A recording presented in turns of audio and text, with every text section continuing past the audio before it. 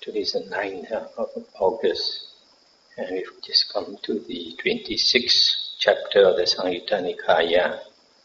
So the first sutta I'll read is 26.1. This chapter 26 is called Uppada-samyutta. Uppada is arising of the elements. So 26.1 at Savati, the Buddha said, monks, the arising, continuation, production and manifestation of the I is the arising of suffering, the continuation of disease, the manifestation of aging and death. Similarly, the arising, continuation, production and manifestation of the ear, nose, tongue, body and mind is the arising of suffering, the continuation of disease, the manifestation of aging and death. The cessation, subsiding and passing away of the I is the cessation of suffering, the subsiding of disease, the passing away of aging and death. Similarly, the cessation, subsiding and passing away of the ear, nose, tongue, body and mind is the cessation of suffering, the subsiding of disease, passing away of aging and death. It's the end of the sutta. So, in the Buddha's Dhamma, the 5 aggregates and the 6 senses suffering. So when they arise to our suffering and the continuation of disease, aging and death, etc. So the Buddha says that in these aggregates and the 6 senses, there is no self, no thing that is permanent, that you can identify to be the self, unchanging. So, Buddha says when a person is born, it's just suffering that is born and continues, and when a person dies, it's just suffering that passes away. So the other suttas are also a bit similar. The second sutta is the arising of forms, sounds, odors, tastes, touch and thoughts. And the third sutta is the arising of the 6 consciousness. Then the fourth sutta is the arising of contact, the 6 types of contact, eye contact, ear contact, nose contact, etc. And then the 5th sutta is about the arising of feelings born of eye contact, ear contact, nose contact, etc. And the 6th sutta is the arising of perception. I read the 8th sutta, 26.8 at Savati. Monks, the arising, continuation, production and manifestation of craving for forms, craving for sounds, craving for smells, taste, touch and thoughts, is the arising of suffering, the continuation of disease, the manifestation of aging and death. The cessation, subsiding and passing away of craving for forms, craving for sounds, smells, taste, touch and thoughts is the cessation of suffering, the subsiding of disease, the passing away of aging and death. So the sutta says that when craving arises, it means suffering arises. But when craving ceases, then suffering ceases. 26.10 at Savati, monks, the arising, continuation, production and manifestation of body is the arising of suffering, the continuation of disease, the manifestation of aging and death. Similarly, the arising, continuation, production and manifestation of feeling, of perception, volition, consciousness is the arising of suffering, the continuation of disease, the manifestation of aging and death. But the cessation, subsiding and passing away of body is the cessation of suffering, the subsiding of disease, the passing away of aging and death. Similarly, the cessation, subsiding and passing away of feeling, perception, volition and consciousness is the cessation of suffering, the subsiding of disease, the passing away of aging and death. So this sutta is all about this arising of the five aggregates of the six senses and the contact and all that. Now we come to the next chapter, chapter 27. Kilesa-samyutta. Kilesa means defilements. Defilements refer to the defilements in the mind. 27.2 at Savatthi, the Buddha said, monks, desire and lust for body is a corruption of the mind. Desire and lust for sounds, for odors, for taste, for touch, for thoughts is a corruption of the mind. When a monk has abandoned the mental corruption in these six cases, his mind inclines to renunciation. The mind fortified by renunciation becomes wieldy in regard to those things that are to be realized by direct knowledge. Wieldy means easily used or controlled or handled. So the mind fortified by renunciation becomes easily controlled in regard to those things that are to be realized by direct knowledge. That means you can easily attain direct knowledge. So desire and lust for the sense objects are corruption of the mind. But when we abandon this desire and lust for the six sense objects, then the mind is suitable to be used to realize direct knowledge. And the others are also quite similar.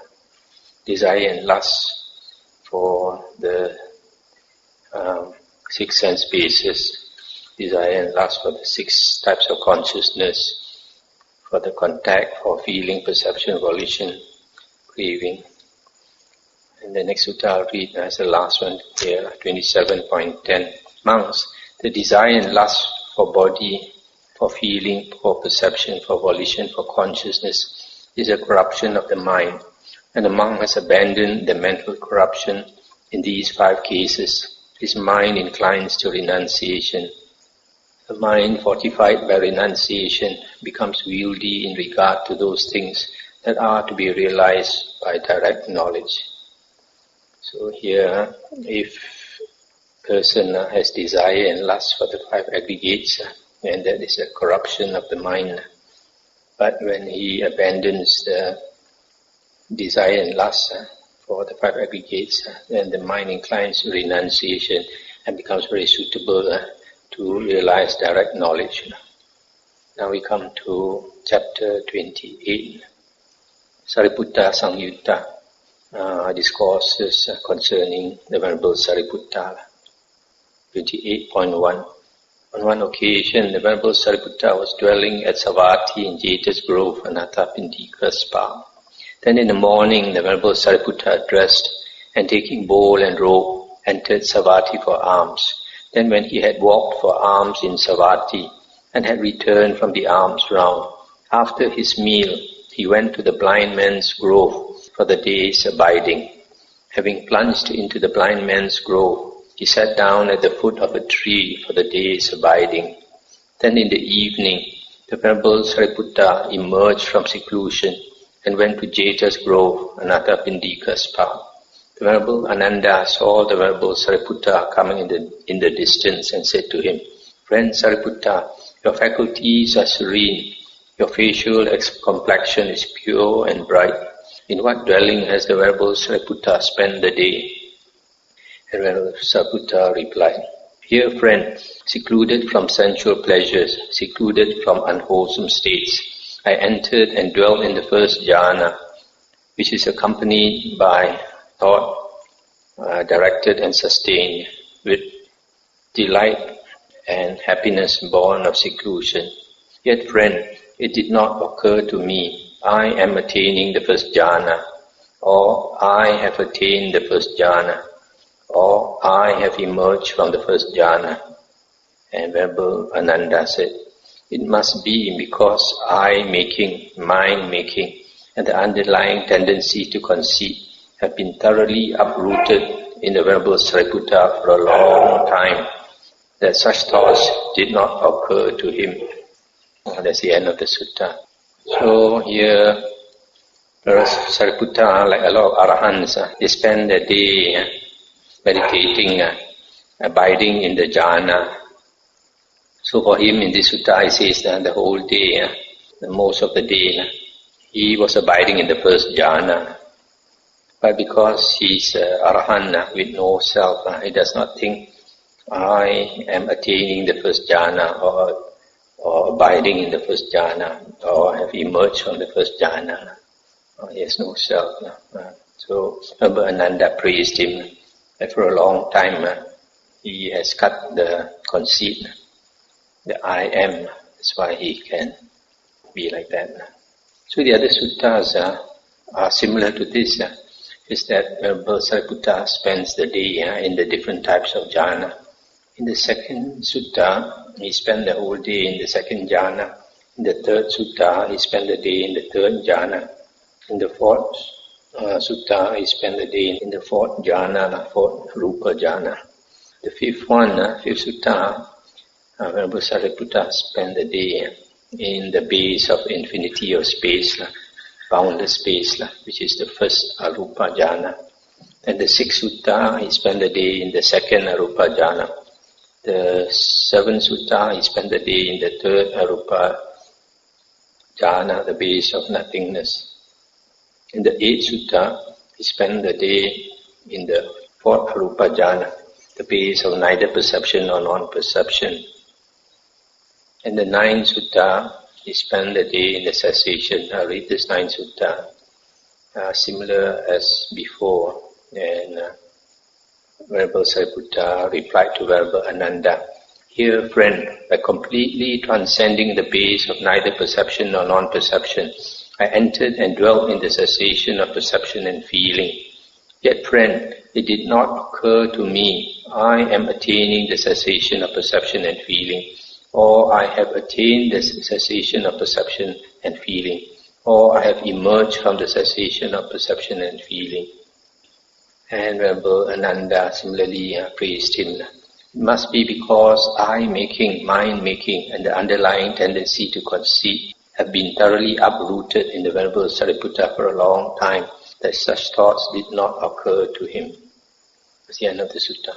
So you see, all these suttas up to this number 9, you find Venerable Sariputta abiding in all the different types of jhana, including the highest, the state of cessation of the cessation is the cessation of perception and feeling, which also means cessation of consciousness.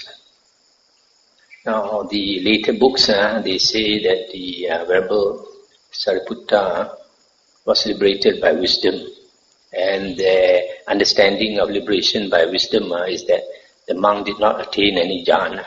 But you can see from here that even though Venerable Sariputta attained liberation by wisdom, yet he has all the jhanas. Only thing is, even though he has all the jhanas, he does not have psychic power, unlike some of the other monks. 28.10. On one occasion, the Venerable Sariputta was dwelling at Rajagaha in the bamboo grove, the squirrel sanctuary.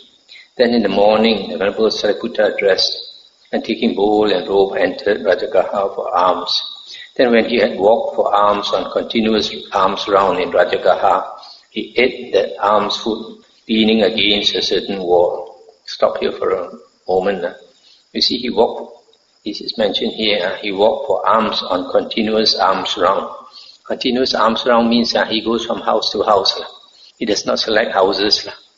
Or there's a rich guy and when they go to his house and get good food, he doesn't think like that. Doesn't matter whether the house is rich or poor, he goes house to house.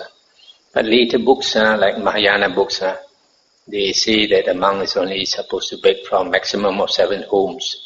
This is mentioned in the Theravada books as an external sect ascetic practice. It is not a Buddhist practice. It is practiced by external sect ascetics. In the Buddha's Vinaya, a monk can go to any number of houses until he gets enough food for his meal. So Venerable Sariputta was eating his food by the side of a wall. Then the female wanderer, Suchi-mukhi, approached the Venerable Sariputta and said to him, "Ascetic, do you eat facing downwards?" And he said, "I don't eat facing downwards, sister." Then, "Ascetic, do you eat facing upwards?" And he said, "I don't eat facing upwards, sister." Then, "Ascetic, do you eat facing the four quarters?" "I don't eat facing the four quarters, sister." Then, "Ascetic, do you eat facing the intermediate directions?" "I don't eat facing the intermediate directions, sister." And the female wanderer asked him, when you are asked, "Ascetic, do you eat facing downwards? Do you eat facing upwards, etc.?" you reply, "I don't eat thus, sister." "Then how do you eat, ascetic?"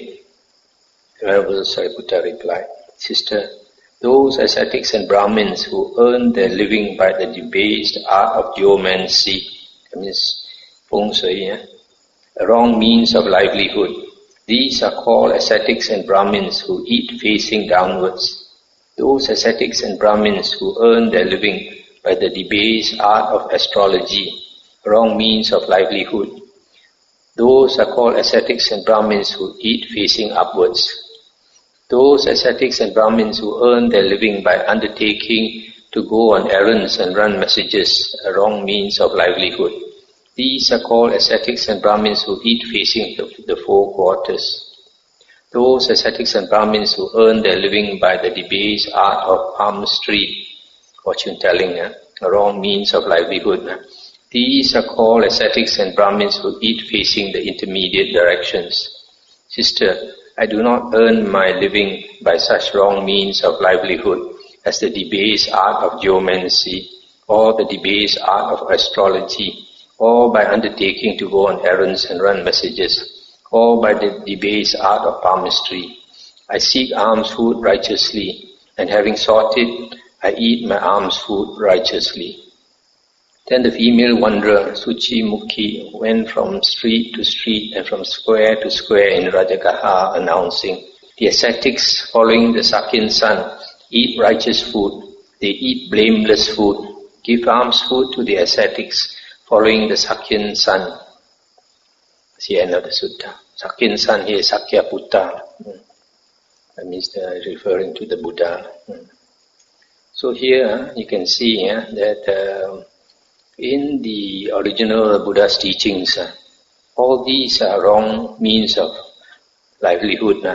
That means practicing geomancy, feng shui, hong sui, or practicing astrology, or running errands for lay people, or fortune telling. All these are wrong means of livelihood.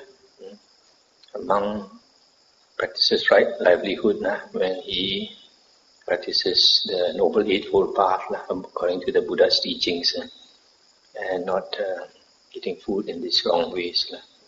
But unfortunately nowadays some monks do some of these things. So the female wanderer was so impressed by Venerable Sariputta. He went around asking lay people to give food to the Buddha's disciples. Now we come to chapter 29, Naga-samyutta. This word Naga, during the Buddha's time, had two meanings. One is like here, it refers to the snake spirits, the devas or devis who have the snake body. And there's another meaning of Naga, is that like a great being like a big, huge elephant, or a huge snake spirit, or a great hero. That's the other meaning of Naga. But here, this chapter is referring to the snake spirits. The snake spirits belong to the lowest heaven, that is under the four great heavenly kings. 29.2. At Savatthi, the Buddha said, "Monks, there are these four modes of generation," that means four modes of birth, of Nagas. What for? Nagas born from eggs, Nagas born from the womb, Nagas born from moisture, and Nagas of spontaneous birth. These are the four modes of birth of Nagas. And therein monks, Nagas born from the womb, from moisture, and born spontaneously, are superior to Nagas born from eggs. Nagas born from moisture and born spontaneously are superior to Nagas born from eggs and from the womb. Nagas born spontaneously are superior to Nagas born from eggs, from the womb and from moisture. These monks are the four modes of birth of Nagas. Stop here for a moment. So the Buddha says, these Nagas, they are born from four different ways. The lowest is the egg-born. Egg-born is the lowest. That means like those snakes that we see around our earth.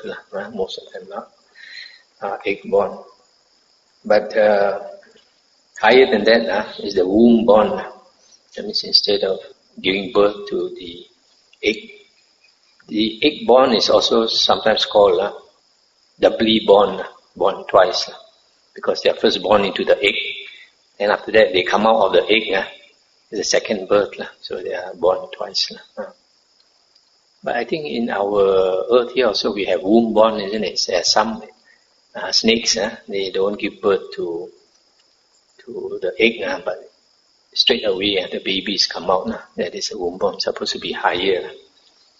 And then higher than that is Nagas born from moisture that we don't see in our earth. Those may be spiritual beings that we can't see with our eye. And then the highest is spontaneously born. That means they suddenly appear, just like some devas and devis in heaven. They suddenly appear out of nowhere. They spontaneously appear. Now this is interesting because from here you can see probably that the Nagas born of moisture and spontaneously born, they take birth in the heavens. In the heavens. So that's why you see there is in the Bible, I remember it's a Gospel according to Saint John. Jesus Christ was approached one night by a priest and was asked, why is it true you say that beings have to be reborn? And Jesus Christ said yes. And he asked 3 times and Jesus Christ said yes. And Jesus Christ said, unless a man be born of water and of spirit, he cannot enter the kingdom of God. So now the interpretation, born of water means baptized, born of spirit means like you take when you go for Mass, Holy Communion, you take the wine as the spirit. But if you go according to the Buddha's words, what Jesus meant is that to be born in heaven, only these 2 types of birth, moisture born and spontaneously born is born of the spirit. And the next sutta is 29.3. At Savatthi. A certain monk approached the Blessed One, paid homage to him, sat down to one side and said to him, Venerable Sir, what is the cause and reason why some egg-born Nagas here observe the Uposatha and relinquish concern for their bodies? And the Buddha said, Hear monks, some egg-born Nagas think thus. In the past we acted ambivalently in body, speech and mind. Having done so, with the breakup of the body after death, we were reborn in the company of egg-born Nagas. If today we practice good conduct in body, speech and mind, then with the breakup of the body after death, we shall be reborn in a happy destination, in a heavenly world. Come now, let us practice good conduct of body, speech and mind. This, monks, is the reason, the cause why some egg-born Nagas here observe the Uposatha and relinquish concern for their bodies. So it looks from here that there are some heavenly Nagas, they are also egg-born. So since they possess a snake body, because they are psychic, they can see other beings higher than them with the beautiful heavenly bodies like human beings, whereas they have to be like a snake, so they are ashamed of their bodies. And they realize, here it says, in the past we acted ambivalently. That means we did good deeds as well as evil deeds. Because of having done both good and evil. Because of the good karma, they are born in the heavenly birth. But because of their good karma was not so strong, so they became a very low heavenly being with a snake body. So because of that, they decided that they will keep the 8 precepts on the Uposatha days, and then hope to have a better rebirth. And then the following suttas, number 4 to number 6, is the same as this one, except that instead of egg-born Naga, you also have the womb-born, moisture-born, and born spontaneously type. 29.11, 11 to 20. The monk asked the Buddha, "Venerable Sir, what is the cause and reason why someone here with the breakup of the body after death is reborn in the company of egg-born Nagas?" And the Buddha says, "Here, monk, someone acts ambivalently in body, speech, and mind. He has heard egg-born Nagas are long-lived, beautiful, and abound in happiness. He thinks, oh, with the breakup of the body after death, may I be reborn in the company of egg-born Nagas. So he gives food, he gives drink, he gives clothing, he gives vehicles, he gives garlands, he gives fragrance, he gives unguents, he gives bed, he gives dwelling, he gives lamps. Then with the breakup of the body after death, he is reborn in the company of egg-born Nagas. This, monk, is the cause and reason why someone here with the breakup of the body after death is reborn in the company of egg-born Nagas." So the Buddha says that the people are born as Nagas, firstly because they have good and bad karma, and good karma is more than bad karma, so that they have this heavenly rebirth, this low heavenly rebirth.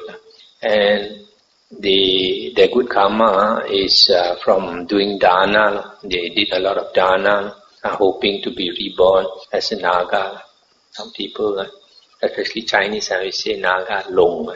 Ling is something very great. But in the range of heavens, they are very low. So the following other suttas also are similar, except that instead of the egg-born, refer to the womb-born and the moisture and born spontaneously Nagas. Now we come to the next chapter, 30, Supanna-samyutta. Discourses about Supannas. Supannas are these bird spirits. Another name for them is Garuda. Garuda. In Chinese we call Da Peng Jin Zhi Niao, I think. And they are supposed to be very huge heavenly birds, and they are enemies of these Nagas because they attack and eat these Nagas. And these Nagas, we heard earlier some other sutta about the Brahma, chapter on the Brahmas.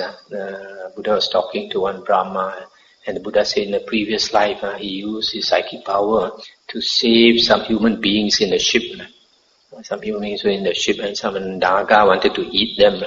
So he caused a storm to arise, try to make them drown. So you see some Nagas, they feed on humans, and these the Garudas feed on them. 30.2 at Savatthi. The Buddha said, monks, there are these 4 modes of birth of Supannas or Garudas. What 4? Supannas born from eggs, Supannas born from the womb, born from moisture, Supannas of spontaneous birth. These are the 4 modes of birth of Supannas. Therein, monks, egg-born Supannas carry off only Nagas that are egg-born, not those that are womb-born, moisture-born, or spontaneously born. Womb-born Supannas carry off Nagas that are egg-born and womb-born, but not those that are moisture-born or spontaneously born. Moisture-born Supannas carry off Nagas that are egg-born, womb-born, and moisture-born, but not those that are spontaneously born. Spontaneously born Supannas carry off Nagas that are egg-born, womb-born, moisture-born, and spontaneously born. These monks are the four modes of birth of Supannas. So you see from here, you can know that these Supannas or Garudas, they eat these Nagas, they carry off these Nagas. So because these four types of rebirth, they have a system. The egg-born being the lowest, and then followed by higher is the womb-born, and higher is the moisture-born, and the best is the spontaneously born. So those Supannas that are egg-born can only attack and carry off those Nagas that are egg-born, whereas the womb-born can carry off both the egg-born and the womb-born, and then the moisture-born can carry off three types, and the spontaneously born Supannas can carry off, attack and carry off all four types of Nagas. 30.3 Savati, monk asked the Buddha, Venerable Sir, what is the cause and reason why someone here with the breakup of the body after death is reborn in the company of egg-born Supannas? And the Buddha said, Here monk, someone acts ambivalently in body, speech and mind. He has heard, egg-born Supannas are long-lived, beautiful and abound in happiness. He thinks, oh, with the breakup of the body after death, may I be reborn in the company of egg-born Supannas. Then with the breakup of the body after death, he is reborn in the company of egg-born Supannas. This monk is the cause and reason why someone here with the breakup of the body after death is reborn in the company of egg-born Supannas. That's the end of the sutta. So this one is similar to the Nagas. A person, he has good and bad karma, and he's always thinking of these Garudas, hoping to be reborn as this egg-born Garudas. So that's why he's reborn then. So what we think is a bit dangerous. Sometimes we like something, we keep thinking about something, then we create the affinity. So similarly, for the other three types of Supannas, the womb-born, moisture-born, and spontaneously born also are similar. Then 30.7, and the monk asked the Buddha again, Venerable Sir, what is the cause and reason why someone here with the breakup of the body after death is reborn in the company of egg-born Supannas? And the Buddha said, Here monk, someone acts ambivalently in body, speech and mind. He has heard, egg-born Supannas are long-lived, beautiful and abound in happiness. He thinks, oh, with the breakup of the body death, may I be reborn in the company of egg-born Supannas. So he gives food, he gives drink, he gives clothing, he gives vehicles, he gives garlands, he gives fragrance, he gives unguents, he gives beds, he gives dwellings, he gives lamb, etc. Then with the breakup of the body after death, he is reborn in the company of egg-born Supannas. This monk is the cause and reason why someone here with the breakup of the body after death is reborn in the company of egg-born Supannas. So similarly, for the other three types of birth, they also are like this. They have done good and bad deeds, and because they did a lot of charity offerings, and because they aspired to be born in the as the Supannas, so they are reborn there.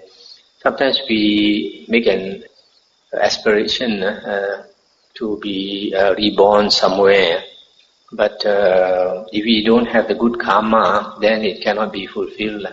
Only if we have the good karma, that is the karma is the condition, and then only we can be reborn. Nagas and the Supannas, you see, their karma is good and bad.